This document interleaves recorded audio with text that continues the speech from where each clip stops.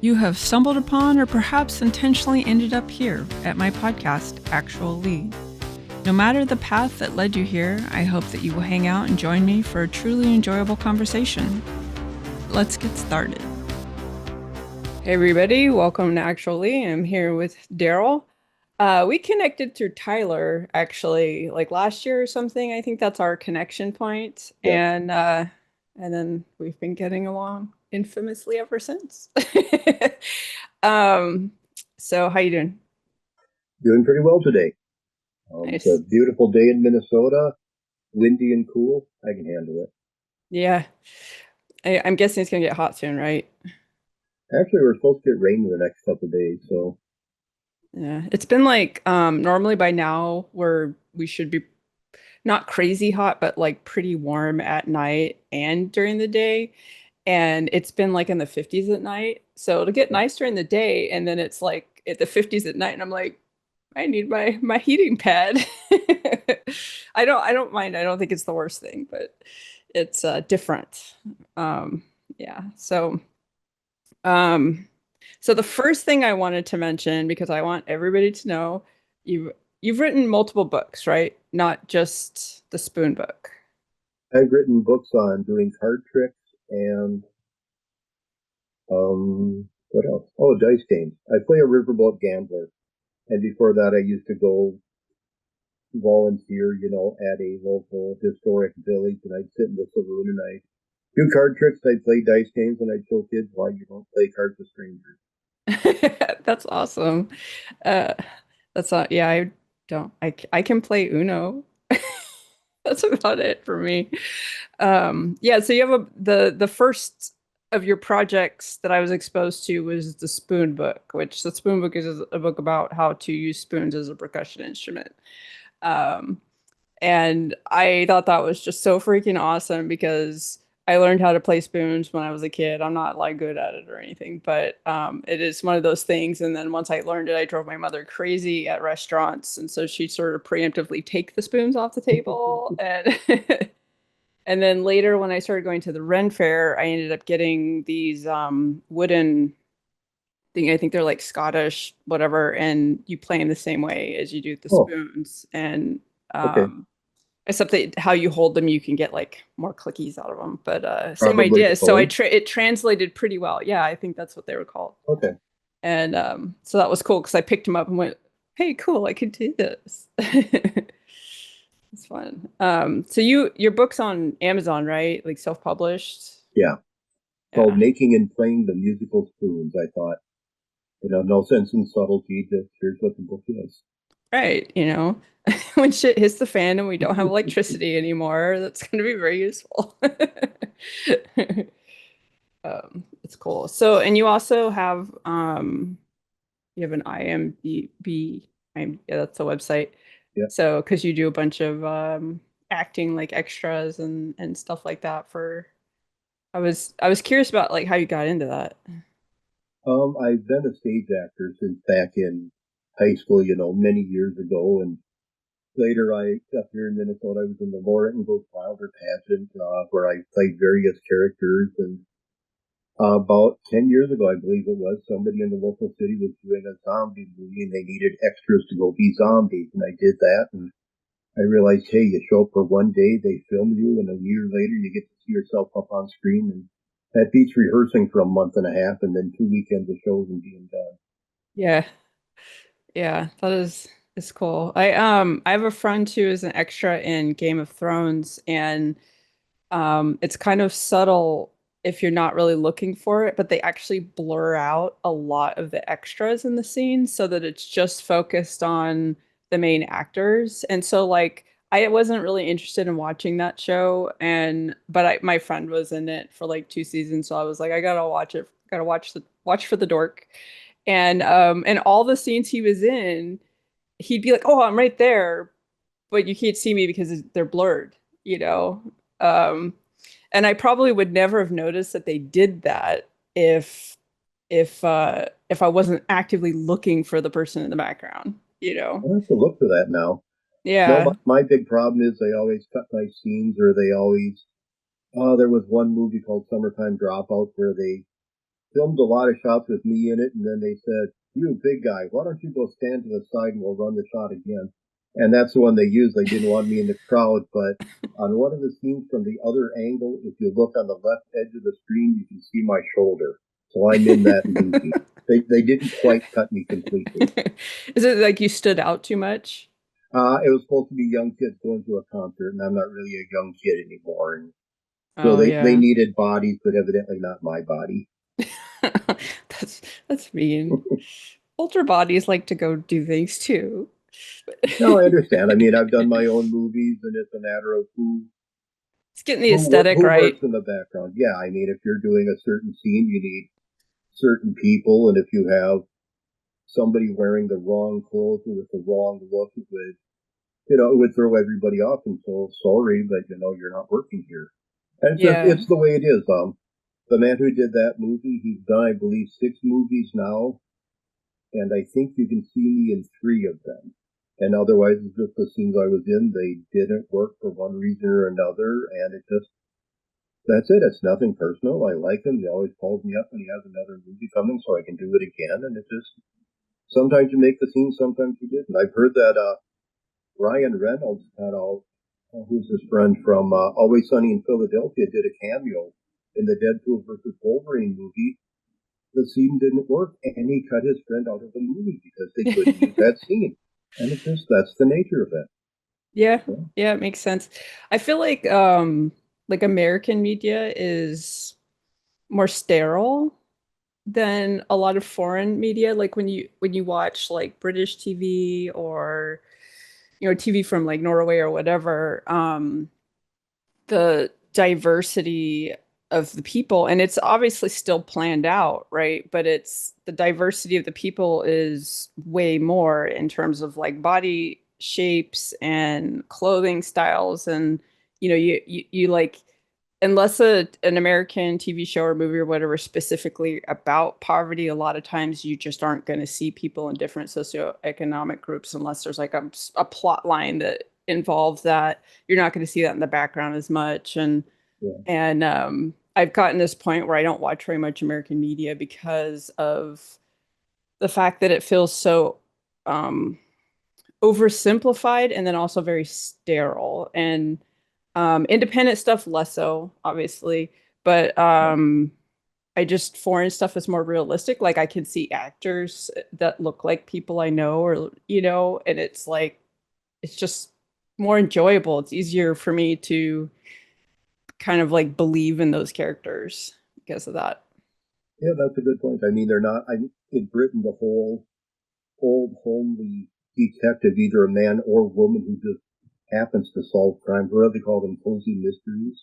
It's not the best looking person on the police force doing it. It's just a middle aged housewife who's bored and finds out about something and has her friends over from tea and solves crimes. And it's just Yeah, it's just there's a really good one, Happy Valley, that actress, I'll watch anything she's in 'cause she's a really good actress. I don't remember her name. I'm really bad at names, but that was like pretty gritty, and she was having panic attacks, and the way that they represented the panic attacks was hmm, really well done. And there's another one called River that was with the older guy. He's really quirky, and that's one of the things I like about the detective shows. Not the cutesy ones with the ladies doing tea like you described, but the more drier ones is a lot of times the detective is probably autistic. that's and true. and those are like the only characters I ever can kind of relate with, right? So like it's very rare for me to watch TV shows and be like, I could be in that role. I can't. But the hyper obsessive detectives that sit Right. weird, I'm like, yeah, okay, I can see that. Um, yeah, so there's good ones. I've been consuming mass amounts of shit TV recently though, because I've been crafting, and that's the stuff that doesn't need No. to Right. watch it, right? Yeah. But I've been getting into this where I watch like foreign stuff, and it's stuff I don't care about, so I watch it dubbed instead of subbed. And on Netflix, they use the same voice actors for all the dubbing, right? So it's like I think Netflix just has their own people. And so it's gotten to this point that I feel like I'm just watching one continuous show because I'm not looking at their faces. I'm just hearing the voices, right? Right. And I'm like, these people have crazy lives. Getting chased by demons and then selling heroin and then like, what's going on? So you said you had to pick up a pool table today? Yeah, evidently my wife is going to surprise our friend. Our friend bought a house in town for her after she retires, and my wife found a pool table and thinks if we put it in the basement, we can go play because the friend hasn't moved in yet. So, Are you gonna are you gonna put it in the basement be and not tell her? well, yeah. You said you have keys. Well, we might have kind of sort of maybe discussed it in the past about, this is the kind of basement where a pool table would fit, and they're like, yeah. So, we've kind of got permission. Nice, nice. And if not, we'll take it out. We've got room. Yeah, that's cool. Pool tables are really heavy, aren't they? Yeah, they are. I'm bringing my son. Okay, Big, you got help. strapping young men. Yeah. Oh man, we had to move my treadmill in here and it's really heavy, but also like once you put it together, it doesn't come apart. And the company that made it has directions on how to take it apart. And then if you go look at conversations on Reddit about taking it apart, they're like, yeah, it doesn't work. It's like they made the directions but never actually tried it. You Oh, can't yeah. take it apart. So they ended up like my son and my friend like quasi took it apart and then had to like hold the multiple pieces and then sort of like caterpillar it like Uh, through the front door and it was a whole thing and I was just like I'm never moving again. It was a lot. And, yeah. I was gonna say so. I just woke up and like my brain is always like extra ADHD the first couple hours I'm awake, so you're gonna get a little more chaos than people usually get. that's I'm fine. not I'm not sorry. So you do the acting and that's kind of like if you hear about projects or whatever, are you like on a list of known so people could call you That's or basically it. There's one. I'm about 90 minutes from Sioux Falls. Is probably the closest. And there is a Sioux Empire acting, but you don't usually find things there. But I've been in projects, so I've got about 10 or 15 people that I follow, and you just wait, and somebody will post, "Oh, hey, we've got this project in the works," and it's, "Oh, really? Could you use that?" You just reach out and you network, and I just found somebody. Well, yesterday I was on a movie set, and I found out about somebody who was filming another movie in the area, and just reached out and said hi and introduced myself, and he'd actually heard of me because he sees my name all over, and I saw his name all over, and then I looked and it turns out I was actually one of his Kickstarter backer 2 years ago for a different project. So we have kind of met already, but now I know he's doing one movie right now and the next one he worked on, could be something there, or he might know something. I've got other friends who have their ears to the ground.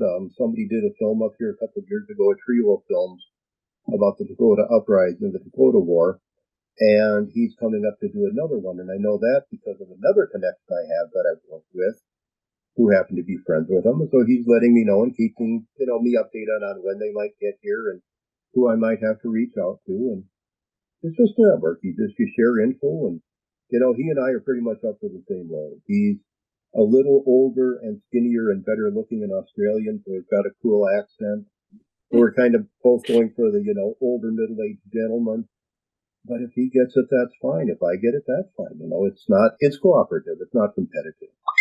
Anytime I yeah. go for a role, it's me and I don't know how many of my friends are going for the same role because we're the same group, and so we need a, man in his 60s, and well, that's me, that's him, that's him, that's him. 5 or 6 of us, we go and one of us gets it, the others say, good job. Yeah. Well, maybe one of these days someone will make a movie where you all have a part. I I was like thinking like because I've seen it some of the pictures from the different things and it's like you have like a look that you can kind of fit into different roles, you know. Um So it's cool. I can't really imagine. I don't think I would be a good actor, even as an extra. Like I think I would be like, but I can't really imagine what. I did get invited to do some voice acting for a cartoon project, and I was really excited about it, even though I was nervous about it. But they just wanted me to be me because they were like, we want the deadpan with a little bit of the like snark and stuff. So Yeah. I wouldn't have to act really. But one of the people on the project started like complicating the vision, No. and the artist, the person drawing, and I were like on the same page, and this other person was trying because they want to be famous, so they were pushing for something that was not didn't feel right, and so we just went, yeah, we're not. Maybe we'll work together in the future, but Yeah. just didn't do it, because it's like we just want to have fun. That's like for me, like everything I do is because I want to have fun. It's I didn't get to do that enough when I was younger, so I'm making up for it now. No, I like being an extra. I don't mind it. I have had good supporting roles in two or three features and a number of shorts. I've also been an extra in, I believe it's about 12 movies right now, 12 features, and that's fine too. The one I was in, they just needed an old man for a fishing contest, one of the background crew. And turns out my daughter and I won an award for being in the competition, so that was cool. And I actually brought my real daughter with me. She likes being an extra too. And it works well if I have somebody who's willing to tell the extras what to do instead of just, okay, go out there. But if you have somebody, no, you stand there. This is the tone we're setting, do it. If they can give you basic stage direction, being an extra is easy. I have been Yeah, in other movies where they do just kind of expect you to stand around and do something, and I actually have to raise my hand and get their attention. And I hate doing that as an extra. You're not supposed to, but it's like, in this scene, do you want us looking when the main character comes in? And they're like, yeah, that's a good idea. Do that. And it's like, okay, because yeah, otherwise they wouldn't have had any reaction, and they're not thinking about what they're supposed to be doing. I mean, the term is background. You're supposed to be yeah. basically a But painted set. background people do stuff. I mean, I like I'll walk past people and make comments to their conversations and react to what they're doing. So absolutely, the background people are, Yeah, they do. Yeah, it totally makes sense. It would if somebody did something really big in the room and none of the extras even looked, it would be like, that would be yeah. odd. And so if you have somebody who realizes that the extras need to do something and is on it, it's great and it's easy because, all my daughter and I had to do, we were looking at each other and we'd fake talk once in a while or we'd look over because this was happening. And it's just, it is the crowd scene. And Yeah. again, it's fun. It was about a 2 hour drive. It's a nice 2 hour drive. It's a part of South Dakota I like going to. There's a music festival I'll be at in another month, teaching spoons again out that way. And so Awesome. it's a good day to go out there and just hang around. And I've got friends in the cast. There's two people I've done movies with in the past who are out there. There's a guy who runs film festivals who's had my movies in them, who is part of it. And it's just the networking is incredible. Yeah. You're basically supporting someone else's creative process while getting to be social and get out of the house. I mean, it's kind of Exactly. I win-win. mean, I've got no illusions about being a big star. And at one point, I needed to sit down because I do have bad legs. And, the lead actor, he made way for me. And I said, sorry to interrupt the talent. He goes, no, you're talent too. And I said, no, not today. I know better. But he was nice enough to move. And it's just wonderful cast. Everybody was so professional. It was a great movie to be a part of. And when it comes out, I can't wait to see it. It's called Land of Many Birds, and they're still filming it now. And I think they'll probably be done in about a month from the look. Nice. I'll have to keep an eye out because I'm sure you'll post about it when it's released and stuff. So yeah, So yeah. One of the people I had on my podcast before I went on hiatus, the garbage truck is outside. Hi guys. Um was John from Elmwood Productions, and they do like puppet stuff and they make puppet movies, and he was oh, like nice. talking about the group, and they'll have like random people come in and join for like a project or whatever, and there's sort of just like this social camaraderie sort of thing in it that just sounds so cool. Like, I don't have a lot of experience with doing things with other people. I'm very like, and it's not that I don't want to, I just don't really know how to find the people. And in the Bay Area, there's so many people, Yeah. and we're very like segmented. People don't want to go over the bridges, and I am like over the most inconvenient bridge, so nobody goes over here at all. We were supposed to go over there, and I'm like, I'm that's expensive. I'm not doing that. But I have been thinking about posting on the Vallejo group that on Facebook, because it's just people that live here talking about shit, and just seeing if anybody wants to that like does photography but isn't like a professional looking to make money would want to Right. like trade photo shoots or something. So when I'm cosplaying, I could get pictures taken by somebody else because it's so challenging taking good pictures of myself, like with, with the phone or with the camera, with using a remote. It's like, because it's so Yeah. limited, when you're holding the camera, you can be like, right, okay, do this, do that. And like, I want Yeah. to see if there's somebody maybe that's in a similar position as me that we could just help each other and work together on that. I just haven't committed to posting it. When I start cosplaying again, then I will, you know. I think that's what you do. I mean, I'm not naturally an extrovert, but I have to be because, like I say, I reached out to this one guy and just sent an unsolicited, "Hey, saw you're doing a film in the area, and we've got this person in common," and that's where I saw it. And he was nice about it. I haven't had anyone be bad about it, but I don't like doing Yeah. that because, Um, it's but that's it's what, like it's kind of yeah, it is nerve-wracking. I saw it. You yeah. said that you sent an unsolicited, and I went 12 years old right after you said that. And I just and No, I no, was like, I don't do those, but me either. I'm like one of the few like females on the planet who's never received one of those. Don't get any ideas, guys. And I'm proud of it. I'm just like, there's something about me that tells people that's not a good idea, and they're right. I have Photoshop and I'm not afraid to use it. Yeah, man. Sorry, like my brain just went to this memory I had when I was a teenager that I'm pretty sure some people would find to be like a trauma dump, but to me is like hilarious. Just where I had my stepdad help me build a computer, and he copied over the system files because this was before internet, so Windows couldn't check to make sure that, so you could just make copies of shit. yeah. And he didn't clear out some of his personal stuff, and there were pictures on there from when he was younger, like he was at the river, he's like naked or whatever. And this is not they were not sexual pictures.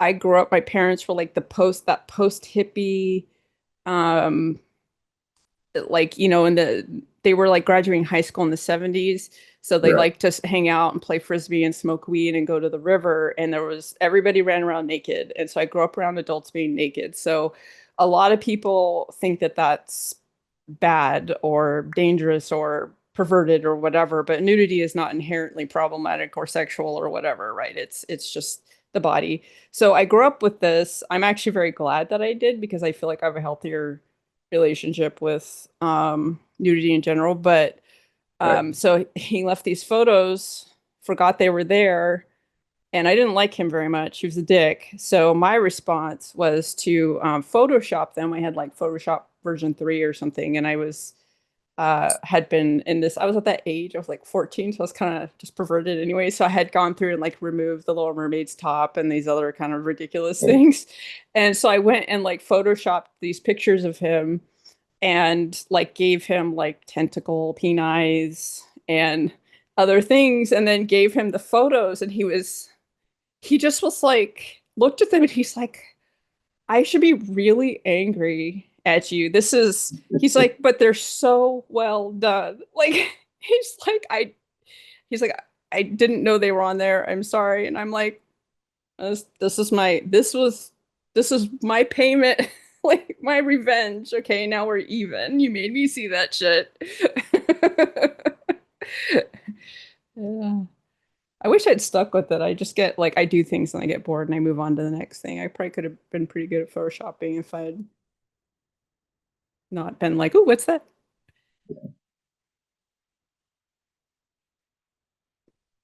So I will make sure in the episode info that there's like a link to your stuff. You just tell me what you want me to link to.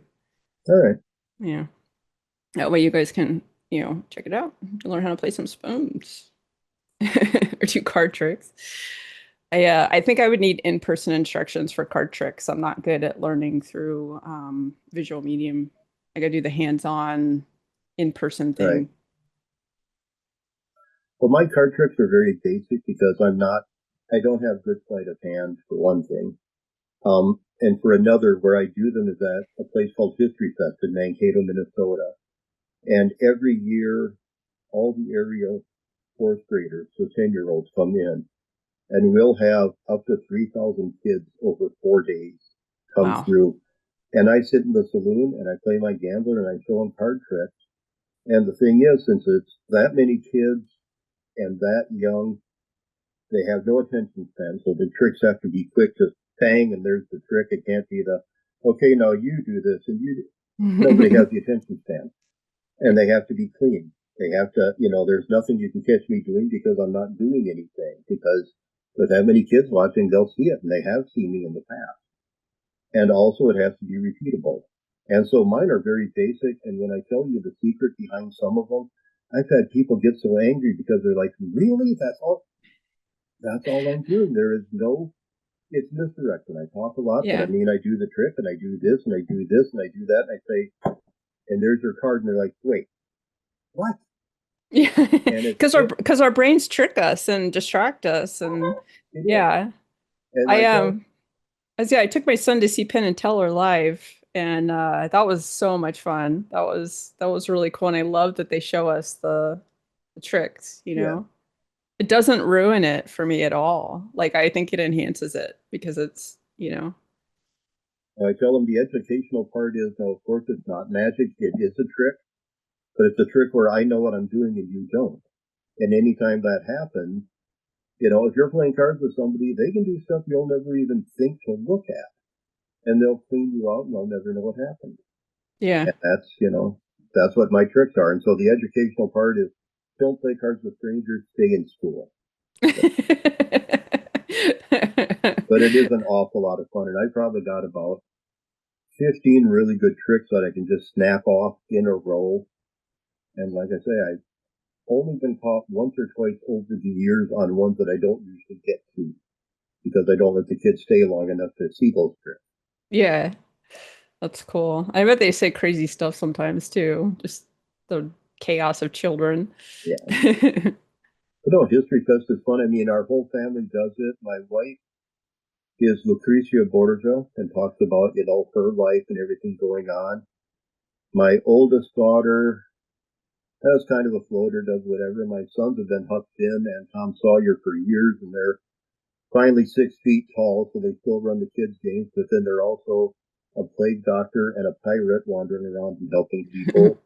My second daughter is a fairy, but also does photography, and my youngest daughter is usually Patricia Borgia's daughter, but last year I think she was also a fairy and also something else, and it is basically cosplay. You just play your Yeah, role and you throw in some education if you can, some history if you can.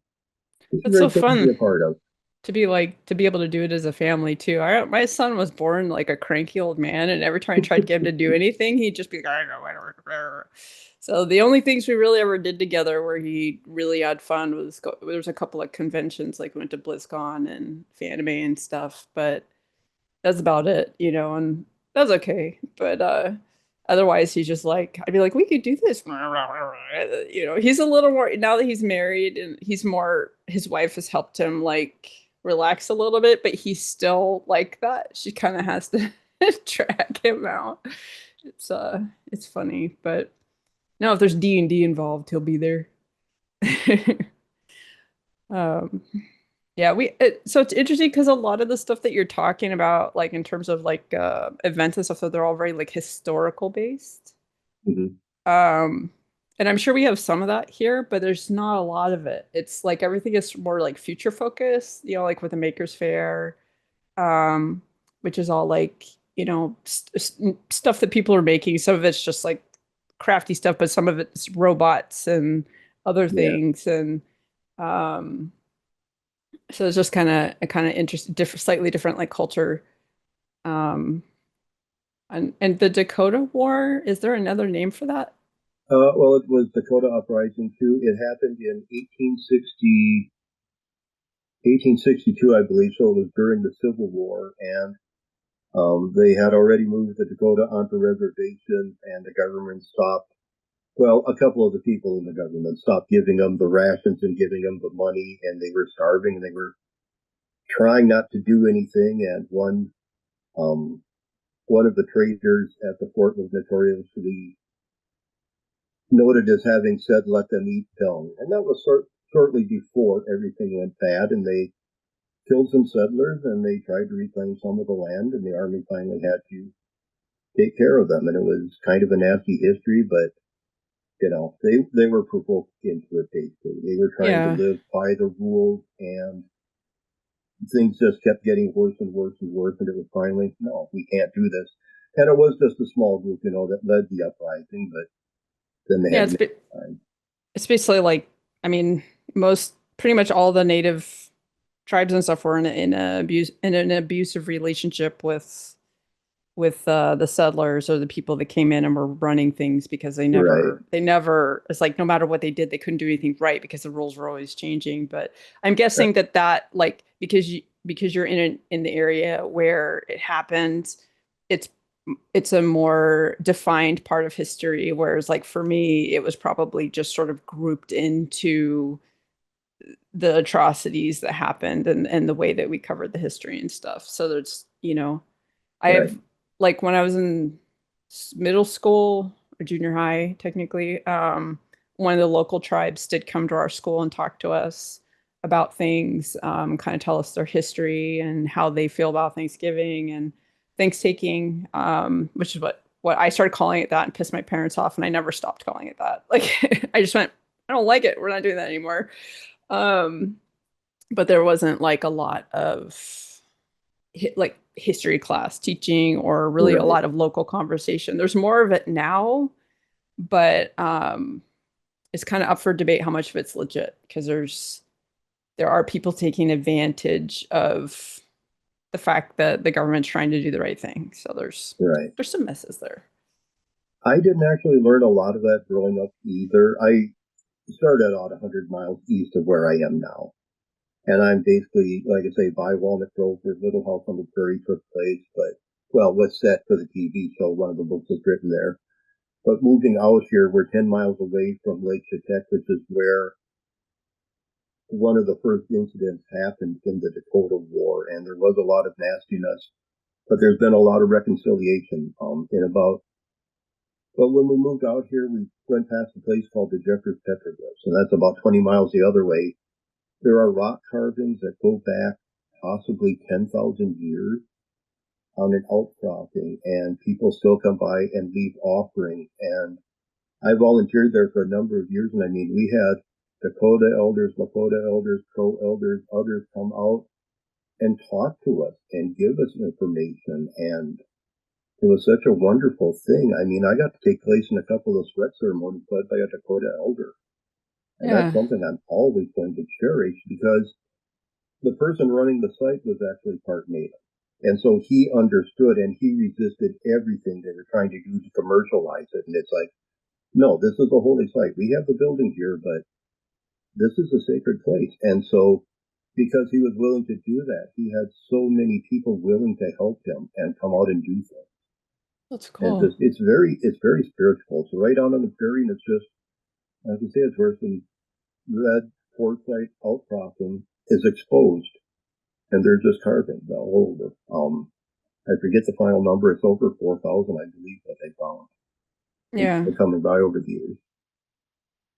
That's, that's neat. I like occasionally like to go on road trips down to Arizona, and there's a lot of places that you can stop that are like parts of the national park that are protected areas, like old Mm-hmm. foundations from, when there were communities there, and they still have like shards of, like pottery and things that you can see, and you're not allowed to remove them. They're Right. protected, and some of them there's like the paintings or the etchings in the rocks and stuff, and it's neat to see. It always makes me sad too, but it's like, you know, it's like I'm glad that I can see it in person and Right. kind of see that bit of history. I mean, that history would be there no matter which direction it had gone because humans would have progressed either way, right? Right. So, but yeah, it's crazy. There's just so much. I was reading an article about there's a dig spot in like New Jersey or somewhere. It's like behind a shopping center. It's a really weird place, and they ended up finding um just this huge collection of fossils, just like way more. It's like the biggest collection they've ever found. And it's basically like a spot where there was like a major die-off, right? Oh, So wow. that's why they're able to find so many. And I'll have to find the article again, but it was really cool reading about it because the person just kind of stumbled on it, and then they've spent the last 10 years digging there to kind of like prove their theory, and now they're Right. going to be opening it up so that people can go there and have the opportunity to see this stuff in person, also get the opportunity to kind of dig stuff up and get their hands on history, and get to it's, Right. and I think it's good. We need more of that to Right. just keep us grounded. It's not about looking Yeah. back, it's about staying sort of connected to reality. Right. And just a quick side note about the petroglyph. One of the things we teach there is the atlatl, which is an ancient spear thrower. He used to throw basically 6 foot long arrows. There's over 100 carvings of them on the rock face of the atlatls and darts and hunting.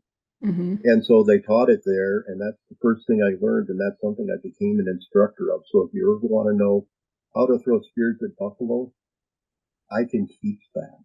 Nice. It's an incredible weapon. It goes back maybe 40,000 years. It's just a stick with a hook. And if you throw the right kind of dart, people can throw them. I believe the record is almost 1,000 feet. I personally can throw Wow. them about 300 feet. And I've got a bad arm. Yeah. It's just that was the hunting weapon before the bow and arrow. Yeah. That's crazy. That's cool too. I had this joke with some of my friends who have more of a survivalist setup that I'd be the protein person because I used to raise rabbits for meat. You would be a protein person too because you can teach people how to hunt, hunt very specific in a very specific way. Well, I always tell people, I'll do the class and I'll show them how to do it. Somebody will have a problem. They'll say, rather have a 30-06. And I'll say, well, if I go down in a forest, I can make one of these from 2 sticks. Good luck building a 30-06. Right. Yeah, at some point the bullets run out. Yeah. Yeah, there's a lot of like when watching like the apocalyptic shows and stuff, there's a lot of stuff creative, like what's that word? The creative shit, Creative there's a license. yes, that they take to make it possible for the story to progress. Like, yeah, the gas is not going to be good 3 years later, Yeah, I just like put gas into my lawnmower that was 2 years old and it made the lawnmower quit and cost me about $600 to clean it out. So, yeah, it no, doesn't, it it goes bad doesn't pretty last. fast. It's there's a reason why when you're going to like winter your motorcycle that you empty it of all that shit. So, but yeah, there's one show I was watching. It's a comedy. It's not as like a Last Man on Earth or something. I wish I could No. remember the actor, his name. He's really funny in kind of a you want to smack him in the back of the head kind of way. Um, and it's got the person who does the voice from Bob's Burgers, the pink ears character. Oh, yeah. Yeah, Christian Shaw is that. Is yeah. it Zach Galifianakis or not? He's in it. It's not. Yeah, Uh, it's not. He's in that genre of yeah. humor though. And I watched like the first two seasons or something, and it's not, I mean, it's a comedy, but there were aspects of it that were more realistic than The Walking Dead, and I was just like, that's kind of funny. Yeah.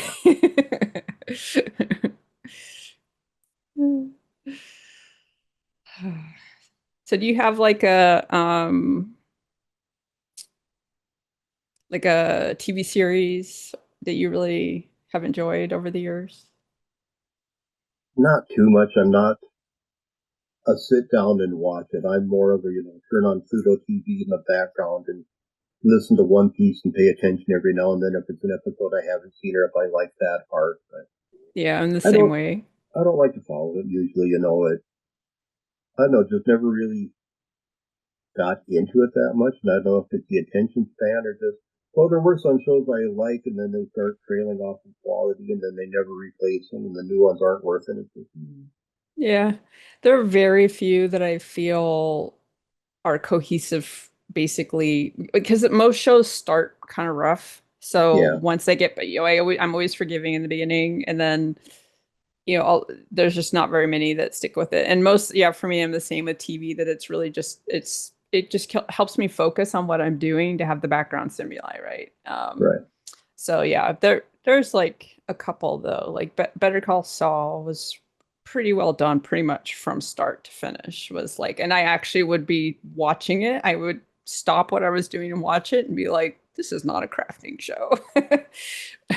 But there aren't that many. I'm more likely like animes and stuff. They're really short, and I am Yeah, more likely to watch them because there's so many like there's so much being communicated through facial expressions and stuff that I feel like I actually have to watch them.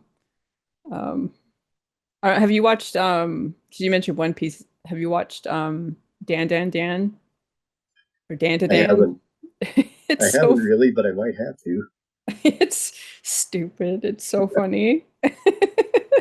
It's like it's kind of that like pervy high school humor stuff, but done in a way that's that I find tolerable. Like Okay. and it's just because it's so silly, they're not trying to take it too seriously with the fan service or any of that. So it's just really goofy. Yeah. But I think my most recent favorite anime was probably Demon Slayer. I think I really like that one. Okay. Just got a good story and like all the characters, it's like actually made me cry one time and I was like, oh. It's rare for visual media to inspire emotions besides me laughing at something stupid. Yeah, my coffee mug says, "Oh, I gotta go further away." I need one of those. Yeah. I like found it in my storage because I hadn't all my favorite mugs were packed away and I haven't used them for a couple of years. So I was like, oh yeah, I get to pull it out. My other one looks like it has flowers, but if you look closer, it's all penises. So that one I like to use when I'm on TikTok so that because it's not obvious and it does super against the rules. So I'm being subversive. Let's do the questions now. All right. Do these. We'll start with these, and so what I will have you do is give me three numbers. You can give me the numbers one at a time because I won't remember them otherwise. And I need numbers between 1 and 3,001. A little longer than a few minutes later. I have no idea what to expect from this. I saw like a brief description and I went, I'm gonna add that. I didn't, so far it's been the two times I've used it has at least made me laugh. So the bidet, you can actually, there's a company, if you're interested, I can't remember the name right now, but I can share it later. They make the attachment that you can attach to your toilet super easy to just, it's like 5 minutes and it costs like 30 bucks. Because it used to be Oh, they were like 200 bucks, right? So they're really yeah. expensive. And this company makes them, they sent me one for free because I had posted about a different brand and they're like, well, you should check out ours. And I was like, it's free. Okay, I'll get it. And then I looked on their website and they were like 30 bucks. And I was like, geez. And it's great. All It right. has like a thing so you can change if you're spraying for the ladies, so you can spray the front. Because that's one of the issues with the standard bidets is you have to like do this weird kind of like tilt to clean the front, right? Okay. After you go pee or whatever. So yeah. So if you're ever interested in trying it, they literally they they are a quality of life enhancer in terms of like the post poop experience. It's it's not just scientific. It's just I don't know. It's Huh. great. So yeah, I've been even before I had the bidet attachment, I was telling people to get them. I just had a sprayer because I couldn't afford the attachment. I was just like, use water. It's amazing. I'll have to look them up. Yeah, I'll find the link, and I can't remember names when I want them. That it'll come to me later, and then Right. I'll send it to you. I'll share it in the episode in case anybody listening is interested as well, because it's they and it seemed really well made for the price point and stuff too. And the fact that they're really active on social media means that their customer service is good. Those two things just translate like to each other. So Okay. yeah, but yeah. So I was gonna ask you another question. It was in there a couple of days ago, and I don't know where it went. Have you ever played with puppets? That's not the question. I just that's I have. I not all that good at it. I'm not really coordinated in ways. Um, I'm right-handed. My right elbow is actually fused, so I'm kind of limited in what I can do. And I can use my left hand, but I'm not left-handed, so it's awkward. yeah. Is your elbow fused from a surgery or from an injury that you had? Actually, okay, the whole story. When I was 2 years old, I had some sort of bacterial infection, and they thought it was rheumatic fever, but they're not sure. But it settled in my joints, and after that, whenever I had an injury, my body forms calcium around it because it thinks the infection is in the joint and it has to build it. So Okay. my left knee started going bad at 2. My right ankle, sorry, I think when I was about 8, my elbow when I was about 10. And it's just, I fell out of a tree and I landed on my elbow and my body's like, oh, that's injured. Let's put calcium there. And in time, it Interesting. just lost some motion in it. Yeah. And I'm assuming that's one of those things because of the way it does it, they can't like there's not a lot that they can do for it. Right. I have had my left hip and left knee replaced. The right elbow, they said they could give me basically a hinge joint, but they said it's for little old ladies who want to drink tea because it's strictly a hinge. I'd never have strength in the arm again. And with it fused, I can lift things with it. But Yeah, you just don't have the yeah. yeah, I think somebody finally diagnosed it with septic polyarthritis, which just means infection in many joints. And I looked it up online after that diagnosis, and I found out that when puppies have it, they put them to sleep. So that was something fun to find out. Yeah. Yeah, it's degenerative. It's something that never is going to get better. Your body is always going to be weak and always basically going to fight itself. It's not quite an autoimmune disease, but it's an autoimmune response. Yeah.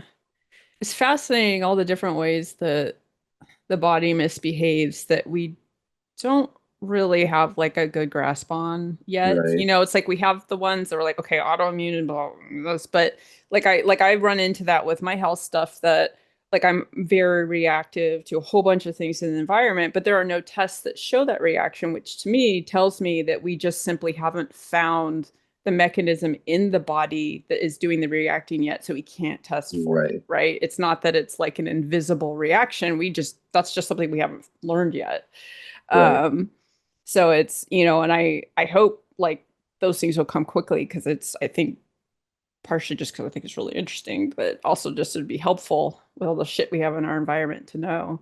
But yeah. yeah, I have the when I get injured, I never heal right because of the being hypermobile. Oh, right, So I'm less likely to break my bones because I'm bendy. So my body will hyper bend and avoid the break. So lots of skateboarding accidents and things like that other people would have broken something. I just bent weird, and then that soft the ligaments and the tendons and stuff end up damaged. And we don't right, have like a good system for that. In the UK, if you tear a ligament, they use something called prolotherapy to help it regrow and strengthen. But it's very hard to find providers for that here. There are some, but they're hard to find, and they're not. A lot of times they're not like they're usually it's usually done by an osteopath, so they are an MD, but they're usually like off to the side doctors where they work with naturopaths and stuff, and so people are less likely to go to them because they're like, I don't know if they're legit. And they are Yeah, legit. They just use all the medicine instead of one kind of medicine. right. But yeah, so it's just like, yeah, it's like my right elbow is funky and does like I have weird nerve stuff and it's you just kind of yeah, you just learn to move around it. It's Right. like it just becomes your normal at some point. And then when it has a bad day, you're just like Yep, that's about it. yeah. I did like they're like because with the nerve stuff, they're like, oh, wear a brace when you sleep. And I was like, because if my arm is stuck straight, it hurts so much. Like the arm does not want to stay straight all the time. I was like, no, I'll go with the nerve stuff. Yeah. That's more comfortable than whatever's happening in my sleep. But yeah, I've never heard of that. I'm like, my brain's still, it's gonna be like, I'm probably gonna go Google what you had later. But again, it's just, if my understanding is that basically the infection actually got in the joint itself for some reason and stayed there as a little pocket. And so when I injured it, I don't know if it released the infection or if the body just finally recognized there was a pocket. Right. But And my it's like my you're yeah, my right ankle has also had that again since I was about 8, and my foot is deformed. It's actually bent at an angle like this where it comes down and there's an arch and I'm on my toes again. And it just is what it is. They've taken x-rays and they've taken the x-rays 3 times because they're sure there's something wrong with the machine because the foot can't look like that. And that's yes, just it your did foot. because I injured my ankle and my body started building calcium all around it. Do you walk on it like that, or do you have like an insert to help No, support? I have to walk on it. Yeah. It's Huh. It's interesting. Yeah. It's like your body learned to react that way and it just but with the surgeries where you have this major trauma to the bone, because a knee replacement, they cut your knee joint yeah. out and they put a new one in. Do you have the same thing happen to the bone around the I haven't so far, but they take x-rays and they keep an eye on it. When they replaced my hip, well, my hip was really messed up. I didn't have arthritis in the hip, but because that was the side I'd been limping on, my pelvis was actually skewed about like this, and the head of my femur had destroyed the socket was riding up on the side of my pelvis. And so it actually I had to go to the Mayo Clinic to have a doctor do it because nobody else would touch it because it was so messed up. yeah. And they ended up cutting the head of the femur off and screwing it onto my hip, or sorry, onto my pelvis to make the cup for the replacement. And my leg was 2 inches longer when they put the new hip in because all of a sudden it was back where it was supposed to be. And that was the hardest part of learning to walk because You my had leg been wasn't right. you've been out yeah, I so interestingly, I had uh, not same similar experience when I was younger. When I was a teenager, I had all this back pain and all this hip pain, and it was awful. I had like sciatica, part of my leg was numb. It was just like agony, right? And Right. I was I was trying to climb this tree. I was like 19 and the bench I stepped up on was like rotted and I didn't realize, and the bench gave way and I fell and Mm, snapped my head back and I knocked my jaw out.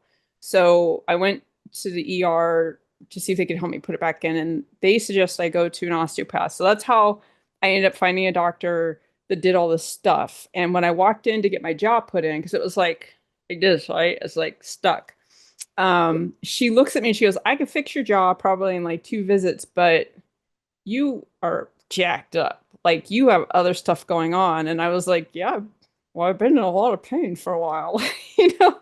And she it ended up that they had told me because I broke my leg in the growth plate when I was 12, they had told me my leg was shorter than the other. It ends up right. that my leg was had grown just fine, but my hips were out of alignment by over an Oh, inch. And I had just spent my teenage years walking around with my left side being shorter than my right side by over an inch, and every doctor telling me it was my leg and not my hips. So she actually spent time getting my hips and my pelvis and stuff like back where it should be figured out. I right. had like the loose ligaments, gave me exercises and did the prolotherapy to help kind of get everything to sort of stabilize. And it took about a year. of regular treatments and stuff, but it, oh my God, it like helps so much. Right. And now I can tell, like if I start limping a lot, I'll be like, oh, I got to go do these exercises, or there's a free clinic here because there's an osteopath school, so I can go get my sacrum and my hips and stuff adjusted and kind of get things realigned. So I'll go do that. But like I could have spent my whole life that way. And, and then I did have hip surgery, and I had a ridge on the top of my femur that was just trashing the inside of my hip. And they were like, they're not sure if it was because of the earlier years when everything was off because it was putting all that pressure on my hip, or if it was a birth defect or something. So they went in and had to shave that part of the bone off and basically reattach. They told me they put an anchor in there. So I thought I had like a screw or something. It ends up it was a dissolving one that it dissolves over time after the tissue would have reattached to the bone. I was like, what the junk? Right. So I spent all these years going to MRIs going, oh, I have an anchor in my hip. And then just last year, no, actually, it was a dissolving one. And I'm like, oh, okay, cool. No, I have kind of the same thing when I told you they attach the femur, and it's cool because there's all these screws, and from the right angle, it looks like that has a mohawk on it from the angle they put it in. But they told me the bone would dissolve, and it has because it's grown up, and now I have these four screws sticking out. So if I walk around too much, I can really feel those things under And the they muscle. and that do they? Because I know somebody had surgery and they put the screws in, and then they were like, these don't have to stay indefinitely, but if they never bother you, we'll leave them. And then he had to go have surgery to get them removed because they were bothering him. Is that an option, or is this you just live with it? I'm just going to live with it. I mean, I'm so messed up anyhow that if the hip hurts a little more, sometimes it's, well, that's that. Sometimes That's yeah. every part of me hurts, and it's just, okay, well, we won't use that arm today very much. Yeah, they want to fuse my neck, and I said no, not now, because I know how to live with my current pain. Right, And what if that gives me a new pain? Like, what if it's a pain that's harder to live with than what I have now? Like, it's right, like I don't that like there's no way to predict, and some people they have surgery and it's just like this amazing relief and there's not really, right. but I don't that's not how my life works. So I'm not you know. Well, with the hip, actually, boy, 30 years ago, I saw a doctor about it back when I was much younger. And at the time, he actually said there was nothing they could do. They wouldn't replace it at the time because I was in my 30s and I would walk on it and wear it out. They'd have to replace it again. And they Yeah. didn't want to do that. So he said, but we can fuse it permanently right now to your body. You'll have to be in a body cast for about 6 months because you're a smoker and it'll be bad to heal and you'll be in a halfway house. And after that, about 30 years from now, we can remove that pin so your leg will move again and then give you a replacement. It's like, that is not an option. And so I limped on it, got worse and worse. When I finally went in to have it replaced, I couldn't swing my leg in front of my body anymore. And Yeah. the orthopedic doctor I talked to literally said, you either get a new hip or you get a wheelchair. Those are your only options. Yeah. And And thankfully the techs come along, and the hip yeah, parts are safer now. They yeah, last longer. Because I mean, that used to be they would anticipate you replacing them probably every 10 years, right? And yeah. I think And they that was last the quote. He longer. said he wouldn't want to do that. So, but when I Yeah. told the doctor before I had it replaced, he goes, that hasn't been true for a long time. Mm. So yeah, Yeah. I don't I was told because of the surgery on my right side that I probably would never need to get a hip replacement because we basically did the repairs that stop it from progressing to that point.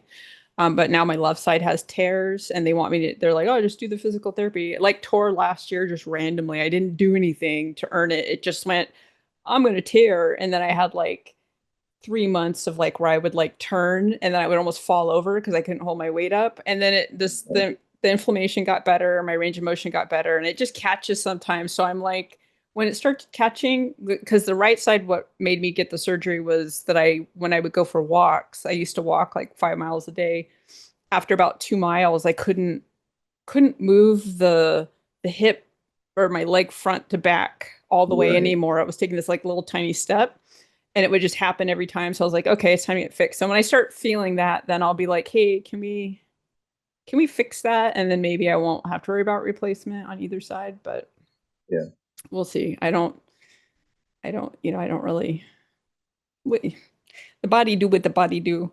I just want everything to wait as long as possible because technology keeps changing. So Exactly. Yeah, I mean, it's possible they will be able to give me a new ankle or a new elbow at some point, and I'll probably get it. yeah. Yeah.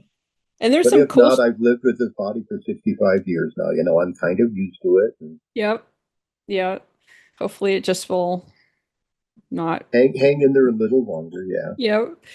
And there's some cool stuff they're working on for like dealing with arthritic joints and, like adding basically replacing the lost tissue with like additives and stuff like that so that there's like a buffer in the joint so that they don't have to do the replacement anymore. And it seems like in the next decade we'll be seeing that, which would be really great because to me like replace joint replacements they freak me out. Like I respect that they're Yeah. done and people live through them and a lot of people are pretty happy afterwards, but my brain is just like, God damn, that's like barbaric. Like, Yeah. Well, I was smart enough not to look at a video about the hip replacement before, but yeah. I did see one after when it's, oh, geez, no, that's what they did to me. Ah, oh, I am so glad I did not look it up first. Yeah. I did watch some videos like before I got my gallbladder out and my hysterectomy. I did watch some videos so I could understand and then like so I could ask questions about like what kind of because when you get your gallbladder out, you have four clips they leave in your body. So I was like, what kind of materials are you leaving in there? Because there's different types and and kind of get like so that I have that information. But it is like I don't know. And now I have a picture of my gallbladder after they removed it, and it just looks like a really unhealthy turd. Like it doesn't. I was like, that's what a gallbladder looks like. Okay. Gross. But so glad to not have that gremlin in me anymore.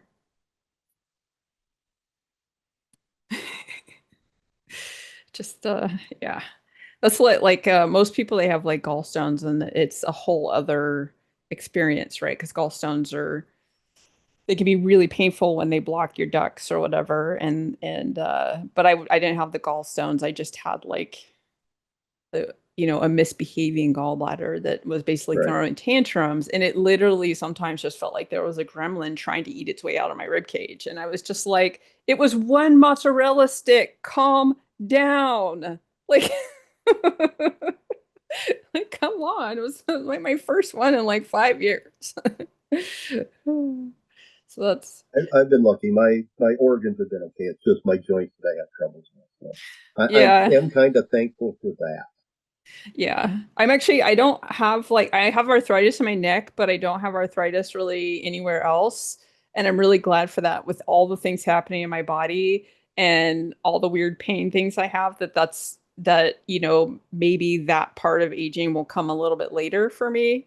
Um, so I'm like, I'll take any break that my body will give me because, what are you looking at? Nothing. What are you? Updating that I'm doing a podcast with you. I'm informing my audience. While you're doing the podcast. Yeah, it's like live Yeah. streaming. Yeah, That reminds me, whatever the kids call it. I was gonna take a picture of the screen so that Okay, I'll behave. oh wait, it's crooked. Hold on. There you go. I looked at the camera. There you go. I can post that and be like, look what I did. I'm never good at that. I don't mind. As long as you can still hear me if like I do podcasts with my son sometimes and he will I'll say something and he has to deep dive research it and he's like he can't hear me anymore. I And then was I'm this just I was this close to looking up who was in The Last Man on Earth. I'll tell oh you that right now, but I didn't. you could have because you would have that was fast. You could just come right back to the conversation. That's legit. he's literally like, he'll be gone mentally for like 5, 10 minutes looking something up. And I'm like, um, hey guys, do you like fart jokes? Like, thank you for listening. Join me next week for the continuation of this conversation. Want to support my creative chaos and get access to exclusive content? Check out my Patreon. Have a great week.